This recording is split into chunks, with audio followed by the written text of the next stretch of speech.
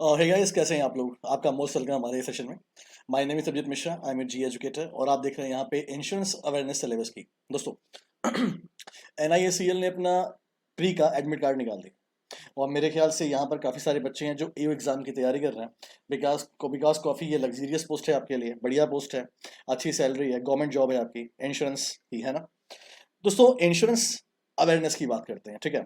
तो आपके एग्जाम में इंश्योरेंस अवेयरनेस भी आएगा और फाइनेंशियल मैनेजमेंट भी आएगा, ठीक है। तो आज हम बात करेंगे इंश्योरेंस अवेयरनेस के सिलेबस की।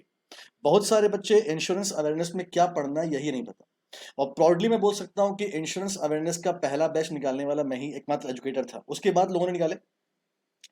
दोस्तों, तो मेरा अपना ये एक्सपीरियंस है, कई कई सालों से मैं इंश्योरेंस पढ़ा भी रहा हूँ। तो मेरे हिसाब से आपको क्या पढ़ना होता है, श्योर शॉर्ट बिल्कुल दो। इंश्योरेंस अवेयरनेस बहुत ज़्यादा नहीं है कॉन्टेक्ट। अगर तुमने एक प्रॉपर स्ट्रेटजी से पढ़ाई की तो तुम्हारा मार्क्स आएगा ही आएगा। क्वेश्चन एग्जाम फंसने ही फंसने हैं, ठीक है। तो पहले हम बात करते हैं सिलेबस की। आज की क्लास में क्या सिलेबस है, कैसे हमको पढ़ाई करनी होती है। तो इंश्योरेंस अवेयरनेस के सिलेबस को मैंने इतने पार्ट में डिवाइड किया। देखो, history of insurance, types of insurance, public sector insurance companies हमारे देश की, insurance based government schemes, principle of insurance, IRDAI and insurance ombudsman, and current affairs on insurance. अगर आप इतने पार्ट पर फोकस करते हो तो इंश्योरेंस अवेयरनेस के क्वेश्चन आप आराम से कर लोगे, ठीक है।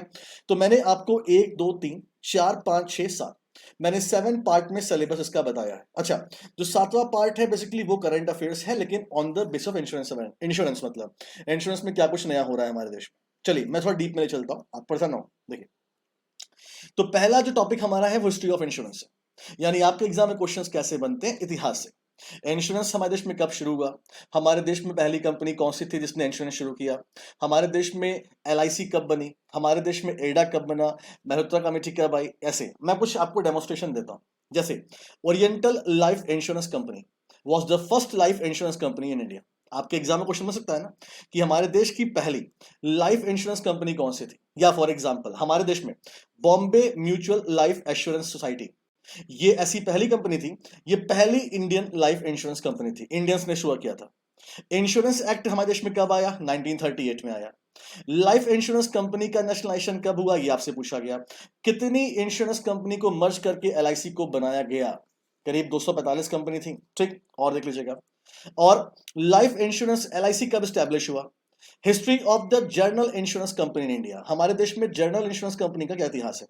दोस्तों, ये तो आपको पता है ना कि इंश्योरेंस जो होते हैं वो दो तरह के होते हैं। एक होता है आपका लाइफ इंश्योरेंस और एक आपका होता है जर्नल इंश्योरेंस। कई सारे लोग आपको ये बोलेंगे कि इंश्योरेंस 3 तरह का होता है, लाइफ, जर्नल और हेल्थ। एक्चुअली क्या ना बेटा, हेल्थ इंश्योरेंस जो है वो आपका जर्नल में ही आता है अगर आप डीप में पढ़ोगे तो इंश्योरेंस दो ही होते हैं, एक लाइफ इंश्योरेंस और एक आपका journal insurance. Health insurance comes under the journal insurance, याद रखिएगा, ठीक है। चलिए, फिलहाल nationalisation of the general insurance company ये कब हुआ, हमारे देश में मल्होत्रा कमेटी कब आई, एडा कब बना। तो ऐसे क्वेश्चन आपके एग्जाम में बनते हैं, ठीक है। ये हिस्ट्री का मैं डेमोन्स्ट्रेशन आपको दे रहा हूं कैसे हमको पढ़ाई करनी होती है, ठीक है। चलिए आगे बढ़ते हैं। दूसरा टॉपिक जो हमारा है वो टाइप्स ऑफ इंश्योरेंस है, और ये अच्छा कॉन्सेप्ट है, मतलब ये इंश्योरेंस का बेसिक है। आपको पता होना चाहिए हमारे देश में लाइफ इंश्योरेंस का मतलब क्या होता है, आपको पता होना चाहिए हमारे देश में जर्नल इंश्योरेंस का मतलब क्या होता है, लाइफ इंश्योरेंस में कैसी पॉलिसीज चलती हैं, जर्नल में कैसे चलती है, सब कुछ आपको पता होना चाहिए। फॉर एग्जाम्पल देखिए, अगर हम टाइप ऑफ इंश्योरेंस की बात करें दोस्तों, तो देखो पहले लाइफ इंश्योरेंस क्या होता है, टाइप्स ऑफ लाइफ इंश्योरेंस, जैसे फॉर एग्जाम्पल टर्म इंश्योरेंस क्या होता है, होल लाइफ पॉलिसीज क्या होती है, इंडोमेंट प्लान क्या होता है, यूलिप प्लान क्या होता है, मनी बैक पॉलिसी क्या होती है। ये कुछ आपके लाइफ इंश्योरेंस के एग्जांपल्स हैं टाइप्स ऑफ इंश्योरेंस में, ठीक। और देख लीजिएगा, जर्नल इंश्योरेंस, मोटर इंश्योरेंस क्या होता है, हेल्थ इंश्योरेंस क्या होता है, ट्रैवल इंश्योरेंस क्या होता है, होम इंश्योरेंस क्या होता है, कमर्शियल इंश्योरेंस क्या होता है। ये इसमें भी टाइप्स काफी सारे हैं। तो ये बिल्कुल बेसिक्स हैं, अगर आपने चैप्टर कर लिया तो मतलब इंश्योरेंस का बेसिक आप जान जाओगे, ठीक है। चलिए, तो पहला चैप्टर था हमारा हिस्ट्री ऑफ इंश्योरेंस, दूसरा था टाइप्स ऑफ इंश्योरेंस, तीसरा है हमारे देश में कितनी सरकारी कंपनी है जो कि पब्लिक सेक्टर इंश्योरेंस कंपनीज में आती है, कितनी। तो ये आपको पता होना चाहिए, कोई आपको 4 बताएगा, कोई आपको 5 बताएगा। अभिजीत मिश्रा कंटेंट है, हमेशा डिफरेंट मिलेगा आपको, ठीक है। दो, तो हमारे देश में कितनी सरकारी इंश्योरेंस कंपनी है, LIC एक, General Insurance Corporation of India GIC re दो, Agriculture Insurance Company of India Limited तीसरी कंपनी, ECGC चौथी company, National Insurance Corporation Limited NICL की बात कर रहे हैं, ये 5वां। द न्यू इंडिया एश्योरेंस 6वां, ओरिएंटल इंश्योरेंस 7वां एंड यूनाइटेड इंडिया एश्योरेंस 8वां। तो हमने आपको इतनी सारी 8 सरकारी इंश्योरेंस कंपनी के बारे में बताया, वरना आपको केवल LIC लोग बताएंगे, एक ये 2 3 4 5 ये इतना ले, लेकिन हमने आपको और भी बताया GIC, एग्रीकल्चर, ECGC, ये सब भी हमारे देश की सरकारी इंश्योरेंस कंपनी है, इन सब के बारे में आपको पढ़ाई करनी होगी। अच्छा, जैसे LIC हो गया आपका, या फिर आप NIACL के बारे में एग्जाम देने जा रहे हो, तो अगर आप NIACL का एग्जाम देने जा रहे हो तो आपको NIACL के बारे में थोड़ा डीप में पढ़ना होता है। जैसे फॉर एग्जाम्पल NIACL के अभी राइट नाउ कितनी ब्रांचेस हैं, NIACL के विदेश में कहाँ कहाँ ऑफिस है, NIACL के नंबर ऑफ प्रोडक्ट, कोई नए प्रोडक्ट लॉन्च हुए हैं, NIACL कौन सी गवर्नमेंट स्कीम में आता है, तो ये सब पढ़ना पड़ता है आपको। तो अगर आपके NIACL के एग्जाम है तो NIACL डीप में पढ़ना है, ठीक है। चलिए और देखते हैं यहाँ पे, मतलब इसमें हम लोग क्या करते हैं, ये केवल नाम नहीं दिखाएंगे आपको, इसका पूरा स्टैटिक पॉइंट नहीं पढ़ाएंगे आपको। LIC कब बनी, कैसे बनी, कहाँ इसका हेडक्वार्टर है, कितने इसके ऑफिस है, LIC के बारे में पूरी इंफॉर्मेशन, इसकी टैगलाइन क्या है, GIC के बारे में पूरी इंफॉर्मेशन, इसकी टैगलाइन क्या, सब कुछ आपको, मतलब 8 चीजों के बारे में डीप में पढ़ना होता है आपको, ठीक है। अब देखिए आगे, ये हमारा चौथा, history of insurance, types of insurance.